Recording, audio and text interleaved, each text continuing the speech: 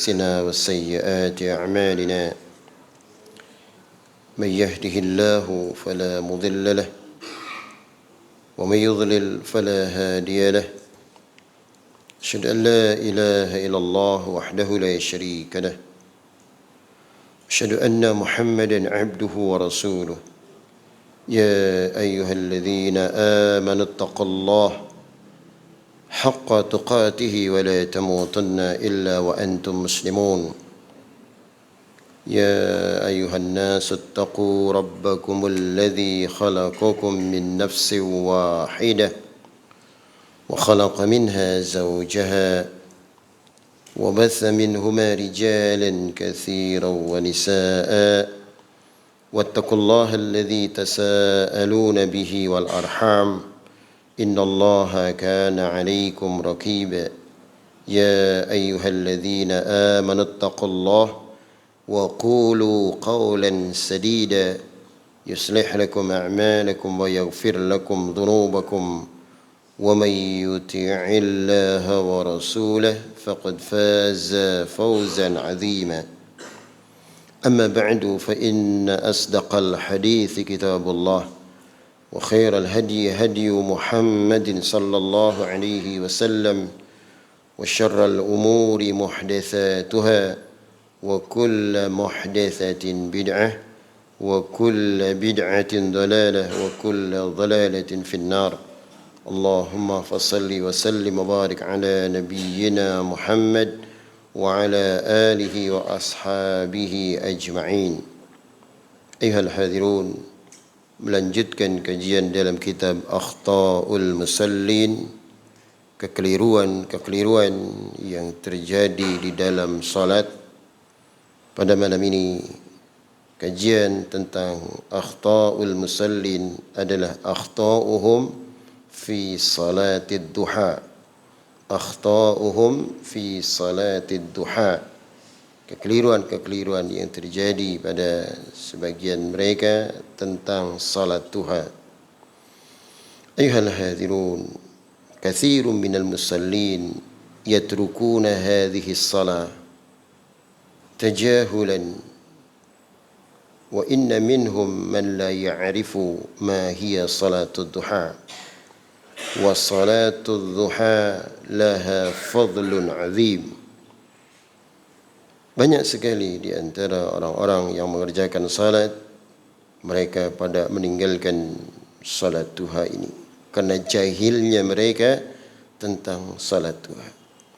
Kerana mereka tidak faham tentang keutamaan salat duha. Man la ya'rifu ma hiya salatud duha. Di antara mereka ada yang tidak mengetahui apa itu salat duha. Wa salatud duha laha fadlun azim. Sungguh salat duha memiliki kemuliaan yang sangat besar. Beberapa riwayat menjelaskan tentang keutamaan salat duha sebagaimana disampaikan sahabat Abu Dzar Al-Ghifari radhiyallahu an. Qala Rasulullah sallallahu alaihi wasallam yusbihu ala kulli sulama min ahadikum sadaqah. Setiap pagi atas persendian sebagian di antara kalian akan mendapatkan nilai sedekah. Fa kullu tasbihatin sadaqah. Ucapan tasbih adalah sedekah. Wa kullu tahmidatin sadaqah. Ucapan tahmid alhamdulillah adalah sedekah. Wa kullu tahlilatin sadaqah. Ucapan tahlil la ilaha illallah adalah sedekah. Wa kullu takbiratin sadaqah. Ucapan takbir Allahu Akbar adalah sedekah. Wa'mur bil ma'rufi sadaqah. Memerintahkan kebaikan adalah sedekah. Wa nahyun 'anil munkar sadaqah. Mencegah dari kemungkaran adalah sedekah. Wa yujzi'u min dzalika rak'atan yarka'uhuma min adh-dhuha. Itu semuanya bisa dilakukan hanya dengan melaksanakan 2 rakaat salat duha. Hadis ini dikeluarkan oleh Imam Muslim dalam kitab sahihnya. Dari hadis ini jelas sekali bagi kita keutamaan yang sungguh sangat besar tentang salat duha. Dalam riwayat yang lain dari sahabat Buraidah anna Rasulullah sallallahu alaihi wasallam qala fil insani sittuna wa thalathumiyah mafsal alaihi ay yatasaddaqa an kulli mafsal minha sadaqah. Dalam tubuh manusia ada 360 persendian. Subhanallah. 360 persendian. Setiap persendian ini harus mengeluarkan sedekah. Qalu faman alladhi yatiku dzalika ya Rasulullah? Maka bagaimana ya Rasulullah orang yang tidak mampu melakukan itu? Qala an-nukhamah fil masjid yadfanuha aw syai' yunajjihi 'anit tariq fa illam yakdir fara'at adh-dhuha tujzi'u anhu.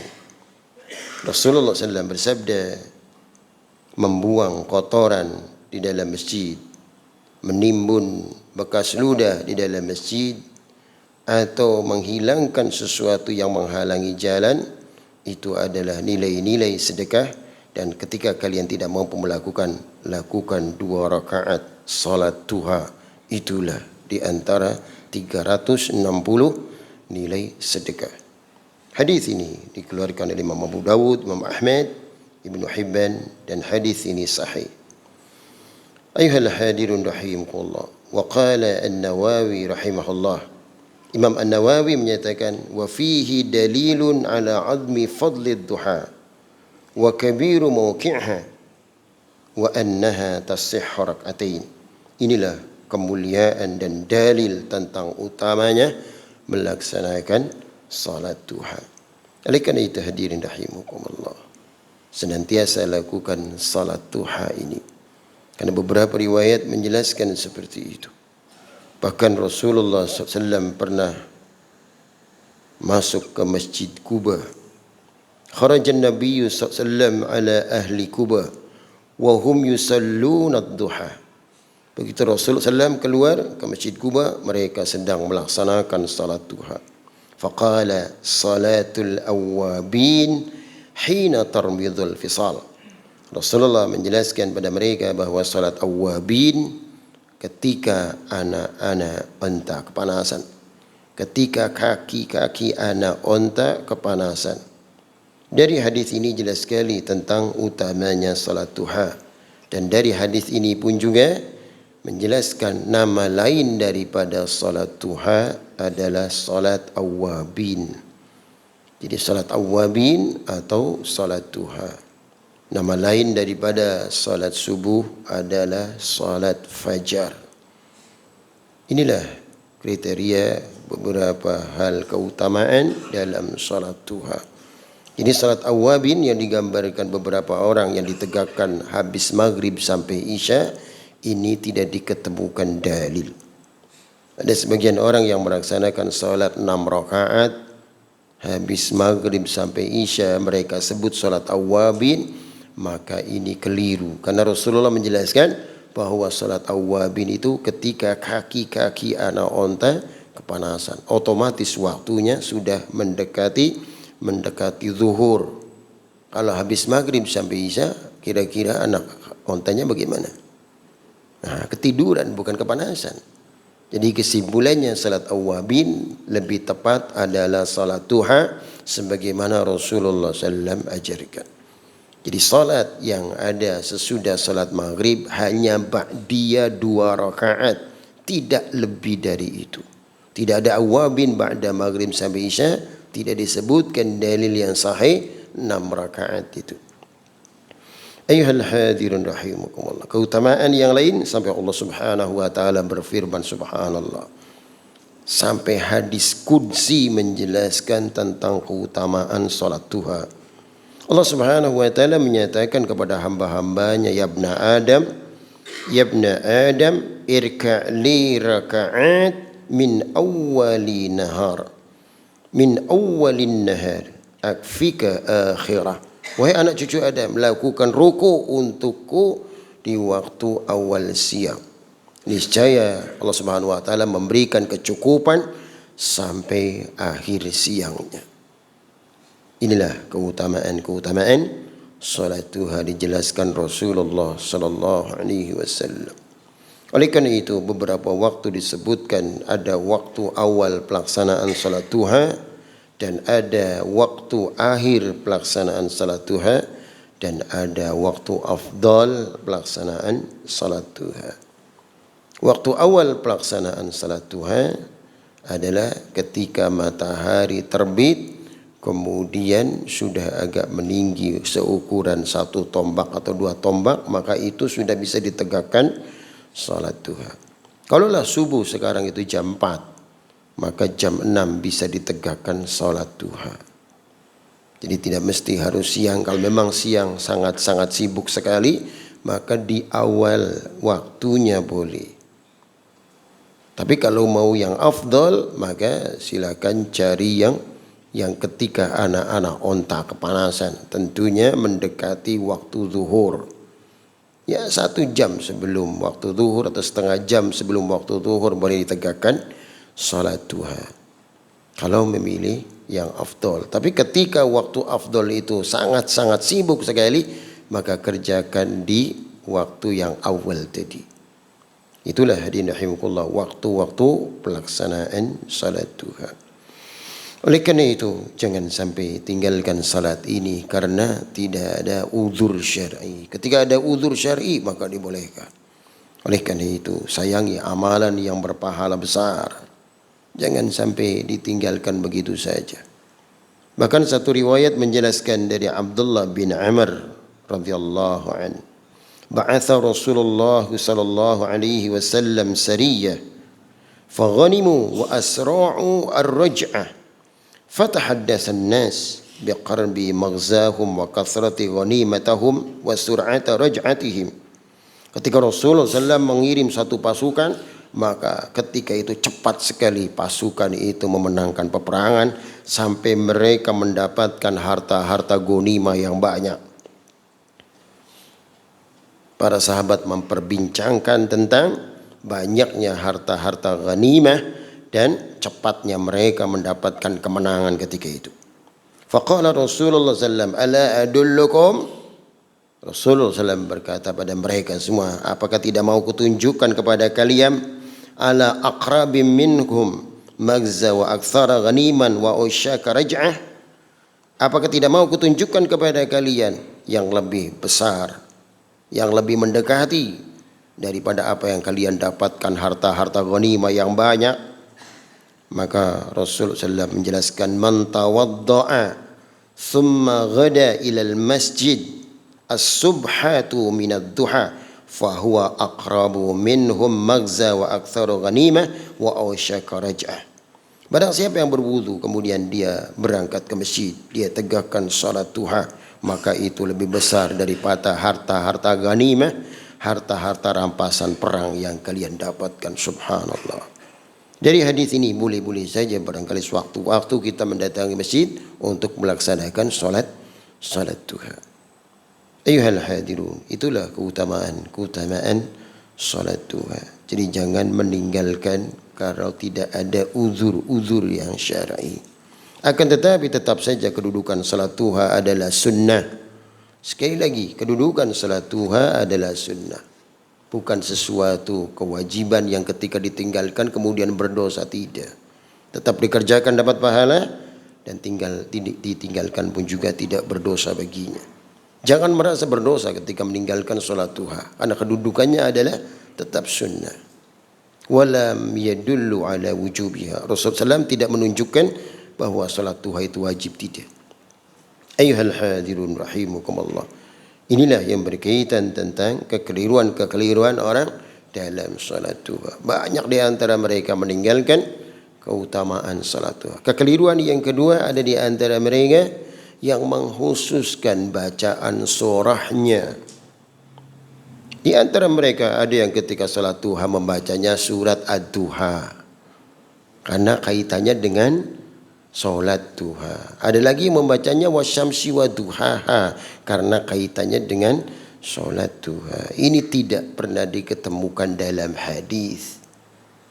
Jangan mengkhususkan bacaan, menentukan bacaan yang tidak ditentukan Rasulullah, enggak boleh. Kalau memang sudah ditentukan Rasulullah, jangan dirubah.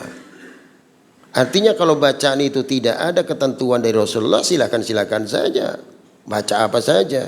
Kesimpulannya di rakaat pertama lebih panjang daripada rakaat yang kedua. Karena demikian ketentuan bacaan dalam semua salat, baik salat fardu atau salat sunnah. Artinya hadirin rahimahullah, jangan menentukan bacaan yang tidak pernah ditentukan Rasulullah. Contoh salat subuh bacanya alam nasroh, alam taro. Ada orang begitu. Ketika sholat subuh baca alam nasroh dan alam taro tidak kena penyakit mata katanya. Ini tidak diketemukan dalil yang sahih. Ada lagi yang berpendapat kalau sholat subuh membacanya al-adiyat. Kenapa? Karena ada subuh-subuhnya. Wal adiyati tobha, fal muriyati qadha, fal mugiroti subha. Ada subuh-subuhnya sih. Jadi surat lain nggak pernah disinggung, wal adiyat aja kalau subuh. Padahal yang berkaitan dengan subuh bukan hanya di wal adiyat saja kan? Baca at-takwir. Idza syamsu kuwirat wa idzan nujumu kadarat wa idzal jibalu sayyirat wa idzal isyaru uttilat wa idzal wuhushu husyirat wa idzal biharu sujjirat wa idzan nufusu zuwijat wa idzal mau'udatu su'ilat bi ayyi dhanbin qutilat wa idzas suhufu nushirat wa idzas samaa'u kushitat wa idzal jahimu su'irat wa idzal jannatu uzlifat alimat nafsum ma ahdarat fala uqsimu bil khunnas al jawaril kunnas wal laili idza as'as was subhi. Tapi enggak pernah disinggung at-takwir. Keder Ustaz. Kadang-kadang dalilnya keder. Hadiri. Jadi jangan mengkhususkan bacaan yang tidak dikhususkan Rasulullah kecuali Rasul sudah menentukan.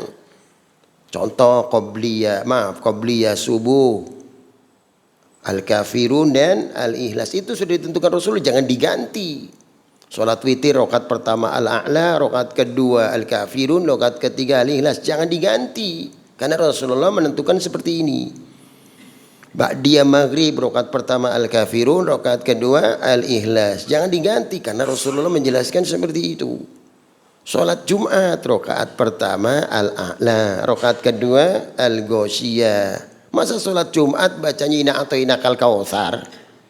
Hadiri. Masa S1 bacanya al-kautsar? Ya maaf ini. Masa enggak hafal sih al-a'la dengan al-ghasyiyah? Atau khawatir nanti keliru, nggak apa-apa keliru juga. Ya jangankan kita, Rasulullah pernah keliru dalam sholatnya kan. Baca hadis ketika Rasulullah sholat keliru, terkecohkan dengan bacaan. Kemudian setelah selesai sholat Rasulullah bertanya kepada Ubay, ya Ubay, asalli ma'ana. Engkau tadi sholat bersama kami tidak? Na'am ya Rasulullah. Kenapa engkau tidak membetulkan kesalahan saya? Itu Rasulullah aja keliru. Innama ana bashar ukhti'u wa usibu. Aku ini manusia, kadang salah kadang benar. Kesimpulannya jangankan kita, Rasulullah juga keliru. Imam Masjidil Haram juga keliru, pernah kan? Antum lihat di Google, Imam Masjidil Haram bacanya pernah keliru. Jadi jangan diganti bacaan. Sholat Jumat lagi penuh orang di dalam masjid, bacanya li'ilafi, la ilaha illallah. Yang nggak tahu ini banyak informasi jamaah. Masa bacanya li'ilafi? Rasulullah sudah menentukan al-a'la dan al-ghasyiyah, jangan diganti. Apa panjang al-a'la dengan al-ghasyiyah? Enggak terlalu lah. Kalau mau ganti boleh. Al-jum'ah dan al-munafikun, gantinya. Jadi sekali lagi, surat-surat yang tidak pernah ditentukan jangan berani menentukan. Kalau sudah ditentukan Rasulullah, maka itu pegang sunnah kuat, dibaca. Bisa dipaham. Jadi dalam sholat duha ini tidak ada ketentuan suratnya apa saja sudah. Silakan baca surat apa saja. Rakaat pertama harus lebih panjang daripada rakaat yang kedua. Contoh rakaat pertamanya baca alam nasroh. Contoh. Rakaat keduanya inna a'taina boleh. Rakaat pertama lebih panjang daripada rakaat yang kedua. Rakaat pertama membaca qul huwallahu ahad. Rakaat keduanya baca inna a'taina, naik ke atas nggak ada masalah. Naik turun nggak ada masalah. Kesimpulannya urut-urutan surat itu tidak jadi masalah. Gak mesti harus berurut surat, nggak bisa. Dalam urutan surat, apa surat pertama Al-Fatihah, surat kedua Al-Baqarah, surat ketiga Ali Imran, surat keempat An-Nisa. Rasulullah pernah membaca Al-Baqarah kemudian An-Nisa terus Ali Imran. Diputar-putar, enggak ada masalah. Baca sifat salat Nabi. Rasulullah pernah membaca Al-Baqarah, kemudian An-Nisa, kemudian Ali Imran. Artinya kesimpulannya rakaat pertama harus lebih panjang daripada rakaat yang kedua dan seterusnya. Jadi ini berkaitan tentang surah yang dibaca Rasulullah sallallahu alaihi wasallam. Kemudian kekeliruan yang terakhir yang berkaitan di dalam salat duha, ada di antara mereka yang habis salat duha membaca doa yang tidak pernah diketemukan dalam hadis. Dan ini mayoritas apal semua. Allahumma inna duha'a duha'uka wal baha'a baha'uka wal jamala jamaluka wal quwwata quwwatuka wal qudrata qudratuka wal ismata ismatuka. Apa lagi? Allahumma in kana fis sama' fa anzilhu wa in kana fil ardi fa akhrijhu wa in kana mu'siran fayassirhu wa in kana ba'idan faqarrib. Ini tidak diketemukan dalam kitab hadis. Tidak diketemukan dalam kitab hadis. Ada yang nanya, kok ustadznya hafal? Ya dijelasin dulu supaya paham ya. Ya kalau nggak dihafalin keder nanti gimana sih yang salah tuh? Ah itu bisa dipaham. Supaya paham dijelasin. Tuh itu nggak ada dalilnya doa seperti itu. Justru ada yang sahih Rasulullah SAW setiap habis sholat duha membaca Allahumma apa? Allahumma firli wa tub aliyya innaka Anta tawwabur rahim, dibaca 100 kali. Itu habis salat. Allahumma ighfirli wa tub alayya innaka anta tawwabur rahim. Apal? Apal? Ya wis beli apa-apa dibagi akan kok enggak hafal ya. Bagikan. Masa cuma satu baris enggak hafal ya. Allahumma ighfirli wa tub alayya innaka antat tawwabur rahim. Itu doa yang diriwayatkan Imam Bukhari dalam kitab Adabul Mufrad. Artinya itu dibaca ketika habis sholat duha 100 kali. Jadi kesimpulannya baca sesuai yang dibaca Rasulullah sallallahu alaihi wasallam. Jangan berani menentukan bacaan, jangan berani menentukan zikir, doa yang tidak pernah diajarkan Nabi. Ibadah itu harus tauqif persis sebagaimana yang Nabi SAW ajarkan. Ini kadang-kadang berapa banyak ibadah yang diajarkan Nabi tidak dilakukan, bikin yang baru. Berapa banyak doa-doa, zikir-zikir yang Rasulullah baca belum sepenuhnya kita baca. Kita bikin-bikin redaksi-redaksi baru. Ngambil potongan-potongan ayat Quran kemudian diwiridkan baca sekian. Ada orang seperti itu. Na'udzubillah. Ngambil potongan-potongan apa diwiridkan baca ribuan kali. Na'udzubillah. Hati-hati hadirin. Kalau ibadah ingin diterima di sisi Allah Subhanahu wa taala, maka sekali lagi ibadah itu harus jelas-jelas dalilnya. Tauqif. Man amila amalan laisa alaihi amruna fahuwa raddun. Barang siapa yang beramal yang tidak ada tuntunannya dari kami tertolak. Naudzubillah. Dalam semua ibadah apapun, baik zikir, doa, apapun yang tidak pernah Rasulullah mengajarkan, jangan berani kita mengamalkan. Walau orang menganggapnya baik. Sayangi kan ibadah kita. Subhanallah. Susah payah beribadah nggak diterima, sayang kan? Semua di antara kita menginginkan amal ibadah kita diterima. Kalau ingin diterima ibadah kita, dekatkan dengan sunnah. Baca hadis, ada enggak? Seorang ulama ahli hadis ketika ditanya tentang doa Allahumma inna duha'a duha'uka wal baha'a baha'uka sampai selesai, begitu ditanya dia menyatakan tidak ditemukan dalam kitab-kitab hadis, enggak ketemu. Masya Allah. Di ahli hadis tidak diketemukan dalam kitab-kitab hadis. Jadi kesimpulannya baca zikir, doa yang ditentukan Nabi sallallahu alaihi wasallam. Ayyuhal hadirin rahimakumullah. Itulah yang berkaitan kekeliruan-kekeliruan yang sering terjadi di dalam pelaksanaan salat duha. Kemudian pembahasan selanjutnya yang berkaitan kekeliruan-kekeliruan yang terjadi di dalam salat adalah akhta'uhum fi salatil kusuf. Ada kekeliruan di antara mereka yang berkaitan dengan sholat gerhana, baik gerhana matahari atau gerhana bulan. Ada dua istilah. Kusuf itu maknanya kusufus syamas. Kalau pakai ka, menurut ahli lughah, baca dalam beberapa kitab lughah disebutkan kalau kusuf pakai ka itu asy-syams. Tapi kalau khusuf pakai kha itu al-qamar, khusuful qamar, gerhana matahari dan gerhana bulan. Kekeliruan yang pertama ketika terjadi gerhana, tarku salatil kusuf, meninggalkan salat gerhana. Katsirun minan nas la ya'rifuna an salatil kusuf. Berapa banyak orang-orang yang tidak faham tentang salat kusuf, salat gerhana. Bahkan mereka tidak mengetahui tentang itu.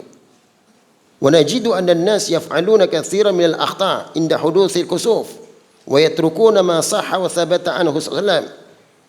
Ketika terjadi gerhana justru mereka melakukan kekeliruan ketika terjadi gerhana. Bukan melaksanakan ibadah kepada Allah Subhanahu wa taala.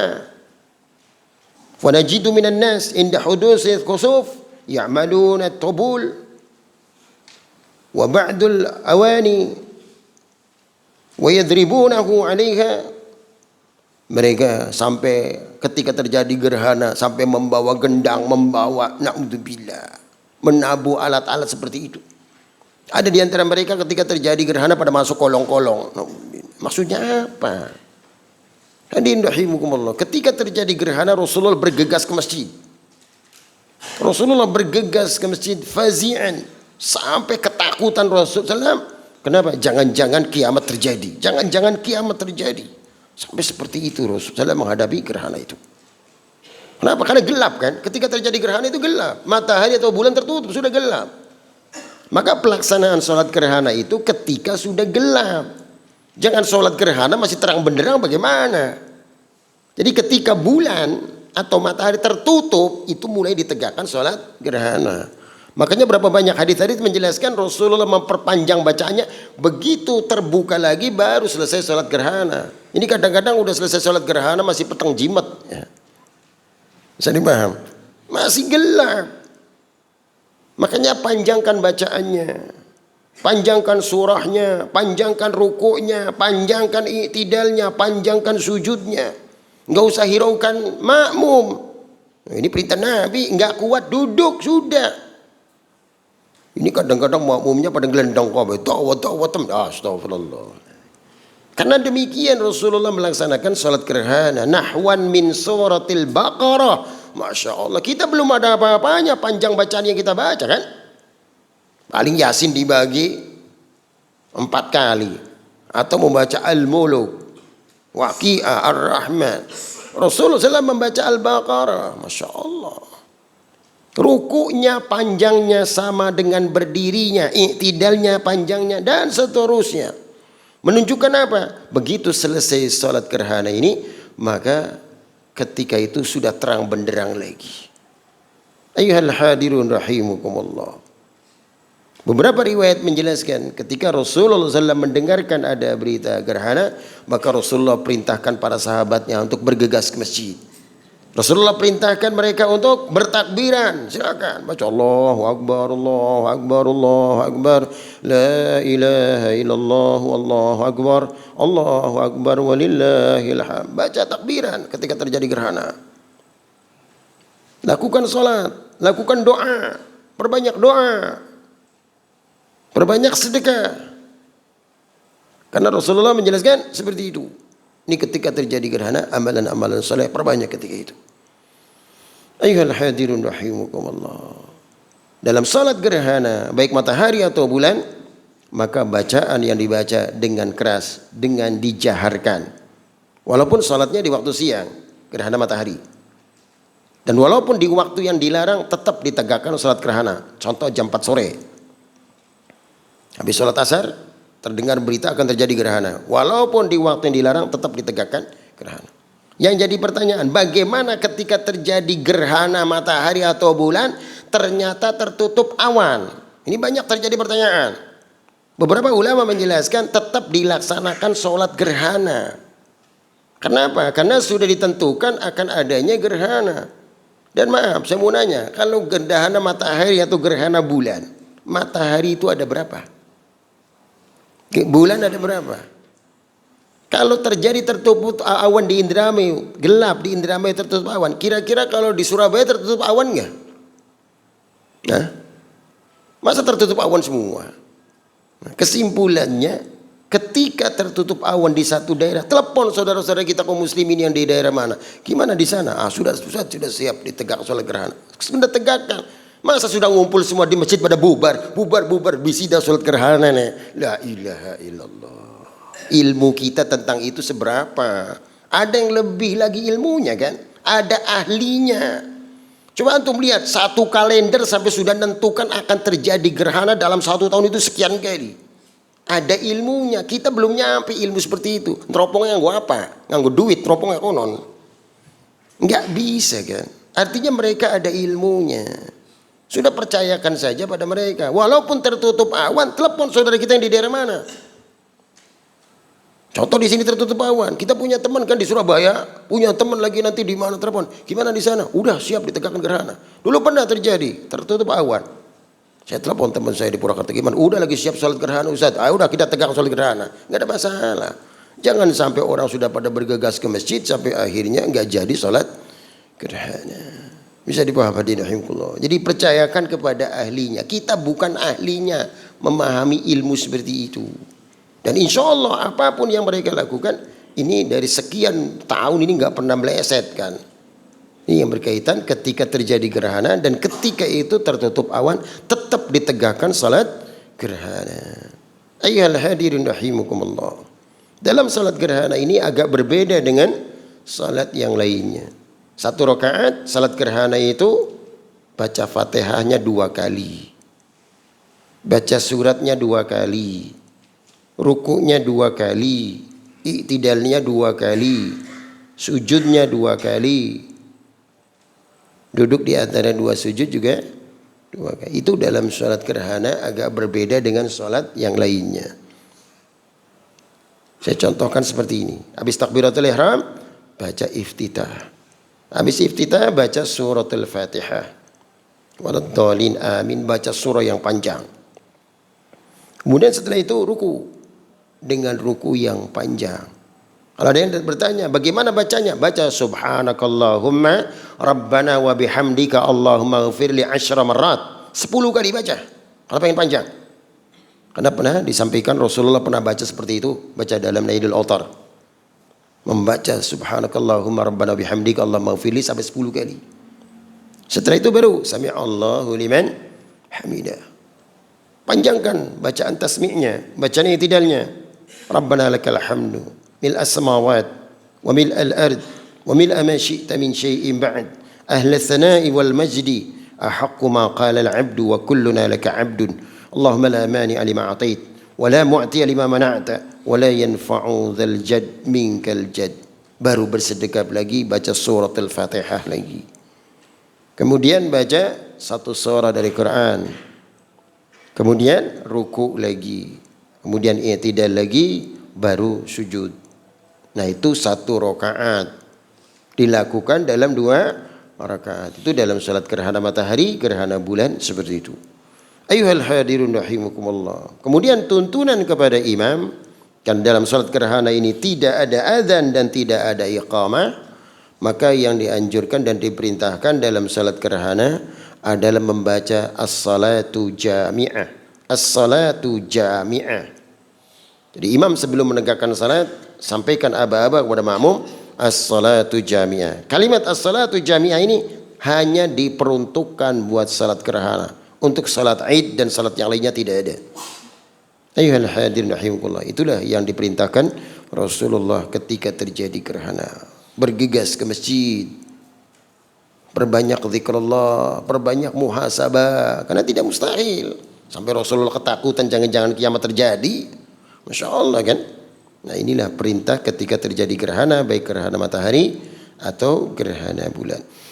Ayuhal hadirin rahimakumullah. Demikian mudah-mudahan bermanfaat kajian yang berkaitan tentang kekeliruan dalam salat gerhana dan kekeliruan dalam salat duha. Masih ada beberapa menit sambil menunggu waktu salat Isya.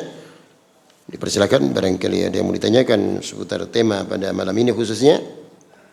Kalau tidak ada di luar tema, selagi bisa saya jawab. Dipersilakan.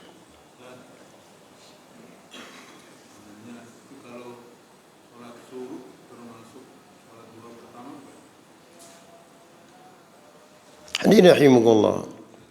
Ada sisi-sisi perbedaan yang berkaitan dengan salat duha dan salat syuruk. Walaupun ada sebagian juga hampir menyamakannya. Karena sisi perbedaannya ketika salat syuruk itu harus berjamaah di masjid dan tidak keluar dari masjid sampai mendekati waktu duha. Kalau salat duha kan tidak seperti itu kan. Orang tidak berjamaah di masjid nggak ada masalah. Contoh mungkin ada udzur syar'i, dia tidak berjamaah tetap mau salat duha boleh. Tapi untuk salat syuruk harus dia berjamaah di masjid. Karena Rasulullah menjelaskan, man shalla salatas subhi fi jamaah, thumma qa'ada fi yadhkurullah hatta tatlu'a asy-syams. Barang siapa yang salat subuh berjamaah, kemudian dia duduk berzikir kepada Allah Subhanahu wa taala sampai matahari terbit. Sampai matahari terbit, lebihkan 5-10 menit. Kemudian ketika itu dia tegakkan salat 2 rakaat, ka'adli hajjah au umrah, subhanallah, bagaikan dia mendapatkan pahala haji dan umrah sempurna. Itulah keutamaan salat syuruk. Hadis yang berkaitan tentang salat syuruk adalah tidak dhaif hadisnya, artinya boleh ditegakkan dalam salat syuruk ini, dan berbeda dengan salat duha. Kalau salat duha tidak ada kaitan untuk berdiam di masjid dari subuh kan. Nah, bisa dipaham. Ini sisi perbedaan antara salat syuruk dengan salat duha. Wallahu alam. Ya, salam.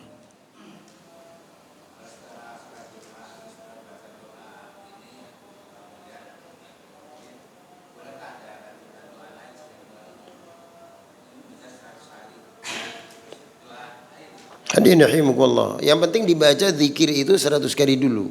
Kalau sudah selesai antum mau doa apa aja boleh, silakan. Sebelum doa tetap awali dengan tahmid. Alhamdulillah. Tsumma liyusalli Nabi SAW. Kemudian baca salawat Nabi. Kullu du'ain mahjubun hatta yusalli 'ala Nabi. Semua doa akan terhalang, terhijab sampai dibacakan salawat kepada Rasulullah SAW. Tapi tuntunannya bukan salawat dulu, maaf ini. Karena berapa banyak imam masjid begitu memulai doa dengan salawat dulu, ini keliru. Rasulullah SAW pernah melihat ada seorang laki-laki di masjid. Dia angkat 2 tangannya. Rasulullah dengerin. Allahumma gfirli, Allahumma arhamni, Allahumma gfirli, Allahumma arhamni. Kata Rasulullah, ajila hadha, Anda terburu-buru ini. Idza da'a ahadukum falyabda' bitahmidillahi azza wa jal, thumma liyusalli Nabi SAW. Apabila Anda berdoa, dahulukan memuji Allah, kemudian baca salawat Nabi. Jadi bukan sholawat dulu, hamdalah dulu, kemudian sholawat baru isi doa. Bisa difaham? Jadi silakan kalau sudah selesai zikir itu antum mau doa apa saja boleh-boleh saja ya. Tapi dahulukan hamdalah, sholawat baru isi doa. Wallahu a'lam bishawab. Ya.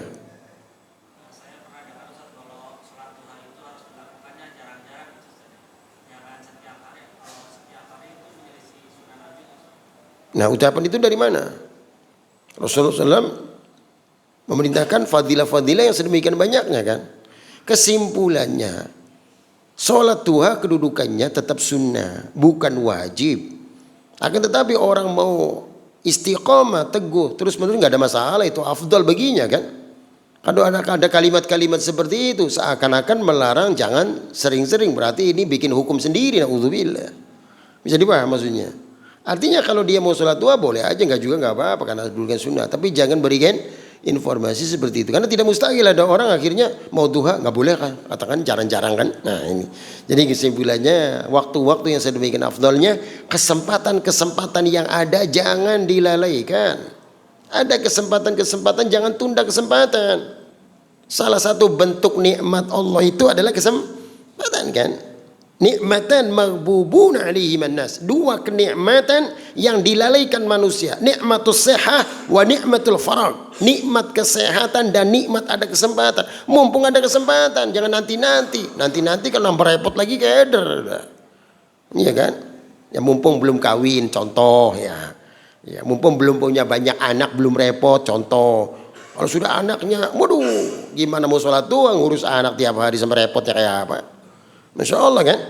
Mau sholat duha anak nangis, mau sholat duha anak pegang pisau, mau sholat duha aduh sudah setiap hari. Jangankan sholat duha, qobliyah ba'diyah, sampai berapa banyak di antara ummahat pada nggak mengerjakan karena sibuknya ngurus rumah. Tapi nggak ada masalah ya. Karena Rasulullah pernah menjanjikan siapapun kaum wanita yang hanya sholat wajib saja 5 kali, dia tidak tegakkan sholat sunnah karena kesibukannya super sibuk. Maaf, duduk sibuk ya pilih HP WA bari Facebook kudu ya. Ini masih sibuk konon wae tangane. Matir edek tangannya konon terus-terusan. Subhanallah, buang-buang waktu. Larut malam buang-buang waktu. Ingat akan dipertanyakan tentang waktu, bukan sesuatu yang sia-sia, buang-buang waktu hadirin. Ya kalau manfaat silakan mau lihat apa. Ini kadang-kadang yang tidak manfaat kadang-kadang berapa banyak. Nah, di antara mereka sampai tidak bisa melaksanakan qobliyah, tidak bisa melaksanakan ba'diyah. Ya karena sibuk tiap hari kan. Masak ini sampai repot kan. Sampai Rasulullah menjamin, kalaulah hanya di antara mereka ngerjakannya salat 5 waktu saja. Puasa hanya Ramadan saja. Dia tidak bisa kerjakan puasa-puasa sunnah karena mungkin fisik dan pekerjaannya sungguh sangat berat. Allah Subhanahu wa taala akan jamin baginya 8 pintu surga. Subhanallah. Masya Allah kan. Nah orang yang super sibuk, nah ini orang yang gak ada kesibukan nyantai. La ilah Allah. Sayang kan kesempatan sedemikian besarnya, pahala-pahala besar dibuang semua. Iya. Kalau super sibuk ya gak ada masalah. Mungkin ada orang-orang yang ya pekerjaan sudah diserahkan semua orang, mungkin dia hanya sewaktu-waktu datang ke beberapa tempat. Kesempatan banyak kan. Kadang-kadang buang-buang kesempatan mancing. Aduh, mancing pasar pirang-pirang lu riwak model apa? Mancing. Mau model ikan yang gede seberapa, bawa aja yang merahan 2 beres sampai rumah nyaman. Habis waktunya sampai ke laut-laut. Saya heran ya. Sudah duitnya banyak terbuang, waktu terbuang banyak. Coba manfaatnya kesenangan sesaat kan. Kesenangan sesaat saja. Jadi sudah mulai dipikirkan sekarang. Kenapa? Karena faktor U. Paham ya? Iya bukan syabab lagi kayak dulu. Ya, jadi sekarang udah disiapkan lah. Sudah yang gak manfaat tinggal sudah. Min husni islamil mar'i tarkuhu ma la ya'ni. Dari kebaikan di Islam seseorang itu meninggalkan yang tidak ada manfaat. Dipikirin ya lah manfaatnya wis aja. Cari yang manfaat. Apa manfaat dari itu semua? Gak ada manfaat sudah tinggalkan. Udah kesempatan yang ada bermanfaat. Nah ini bisa dipaham. Wallahu alam bisa. Ada yang lain? Ya. Yeah.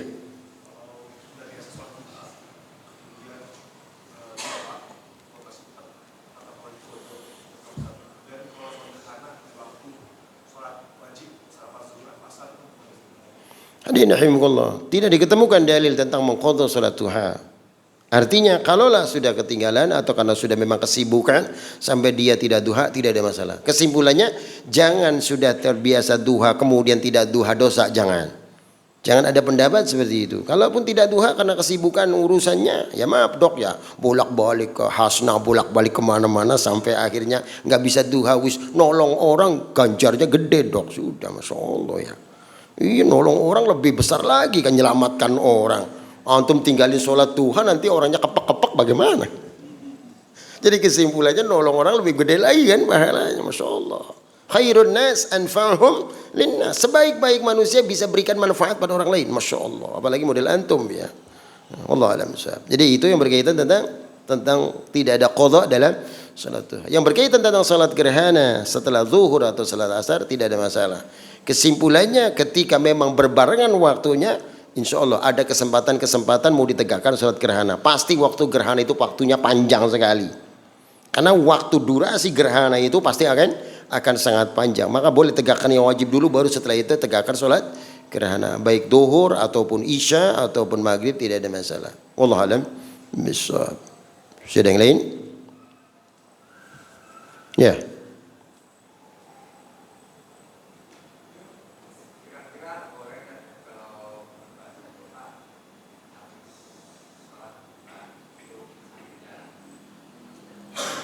Doa sambil jalan. Iya.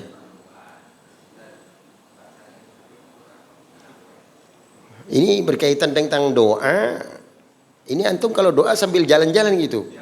Ya. Kesimpulannya kalau doa dengan khusyuk, ya, dengan khusyuk. Ya makanya karena pertanyaan seperti ini sering gak dijumpai. Baca Robbana Atina sambil jalan-jalan. Robbana Atina. Ya, karena terbiasa begitu jadi mungkin. Hadirin, coba apa pantas memohon kepada Allah sambil jalan-jalan, ya kan? Mohon kepada Allah doa dengan angkat dua tangannya dengan khusyuk. Innallaha la yaqbalu min qalbin ghafil. Allah Subhanahu wa taala tidak akan menerima dari hati yang lalai. Zikir dan doa, dua amalan lisan dan hati tidak bisa dipisahkan. Enggak bisa lisannya saja doa, enggak bisa hatinya saja doa. Orang lagi doa, lagi apa? Lagi doa. Masa belakang baik muni. Bunyi, ada yang diucapkan oleh lisannya dan juga ngikuti di hatinya. Nah itu doa dan zikir amalan lisan dan amalan hati. Maka yang khusyuk. Kalau sambil berjalan bagaimana pikirannya molak-malik kan? Mantepin dulu, kerjain satu dulu baru udah selesai kerjain yang lain. Bisa dipaham? Allah alam bisa. Ya. Bagaimana? Salat duha ini ada bervariasi rakaatnya. 2 rakaat, 4 rakaat, 6 rakaat. Kemudian 8 rakaat, ada pendapat lain sampai 12 rakaat ada. Ya semampunya saja. Kalau lagi nyantai boleh coba-coba 12 rakaat. Man shalla 12 raka'ah banallahu baitan fil jannah. Barang siapa yang salat 12 rakaat, maka Allah Subhanahu wa taala akan bangunkan satu rumah di dalam surga. Dalil ini ada yang menunjukkan tentang sunnah muakkadah dan ada juga yang menunjukkan tentang sunnah salat duha. Jadi kalau lagi nyantai sekali-kali 12 rakaat boleh ya.